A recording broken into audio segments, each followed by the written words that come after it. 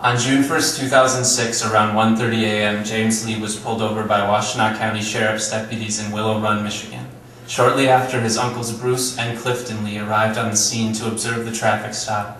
By the end of the night, Bruce had been badly beaten, and his brother, Clifton, was dead. 1.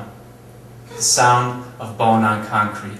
Bruce, splayed in the street, a fist cracks his eye socket like the thin crash of a light bulb. "Y'all don't have to do him like that," Clifton calls to stop them. Pacing the roadside white line, frozen on the edge of Bruce's wrenched cries, and the gun barrel now leveled at his churning stomach. Inside, a storm of crows begins to rise. Cop says, "Leave, or I will shoot you." His lungs knot with each kick. He imagines sprinting in to end this, then pictures a hail of bullets. His children. He trembles for a few more seconds, then turns for home. He tries to walk away from his death. He doesn't know it will follow. He doesn't know it has already closed on him. 2.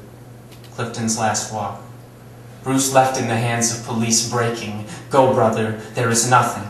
Clifton's curses flutter like seed pods in the ditch. 3. "Put your hands where I can see them," called from behind him. I'm walking away, like he could convince, but he is bound in this, and they've come to finish. A struggle, officer's hands sudden on his shoulders, and he plummets, face down in the grass, cuffs on wrists and arm slips, a fist burrowed in stomach, jagged hail of knees, bucking pigs, pepper spray, 2 shrieks of agony, 1 knee on his back, 1 on his neck, several police on top of that, and Clifton Lee begins to struggle to breathe. The shift and crunch as weight shoves wind from lungs, his pleas muffled, the dirt beneath him becomes mud, his sternum folds in and will not inflate again, his trachea collapses, the air slows to a trickle, the pressure crashes through his back like a window. He stills. The last breath of him swirls into the sky above.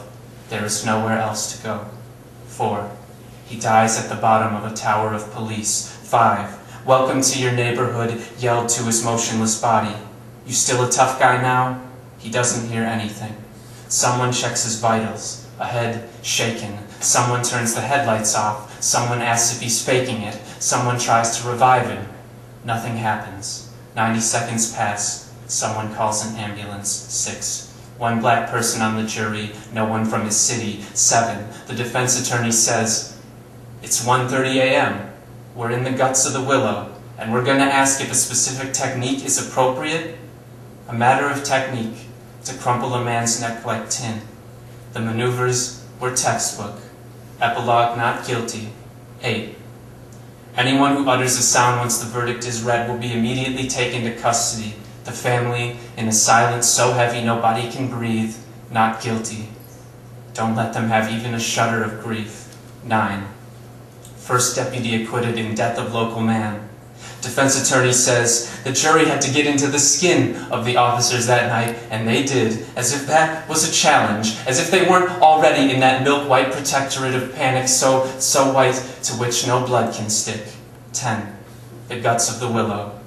The roots too full of rainwater and groan. A man can't call his brother's name when the Bruce blood pools in his throat. When we kill black people, the proper procedures are always followed. In the guts of the Willow, the wind spits hollow through bent limbs. A man watching his brother beaten starts to tremble. A fist to an eye socket like the hush burst of a light bulb. A man's last wheeze from windpipe crushed unheard in the guts of the Willow. Someone checks his vitals. I'm walking away. He didn't know they would follow. A mother's sobs curled into the phone. The people need to know. A jury full of cop families. They can print it in the paper the day before. After the trial, suppress the video, the last flash in his eye where the streetlights go. Y'all don't have to do him like that. A call for mercy unheard like a breeze listing low. The street white blown like wind through bent black bones. The night, a mad swirl of crows. It had already closed. Clifton Lee ascends in the night, says, "Let me go," but they don't. And the black bones, and the blue ghosts, and the knees on his neck, and the textbook we still follow, and the warm night, and the rattle, and the back that is a window, and the shatter slow.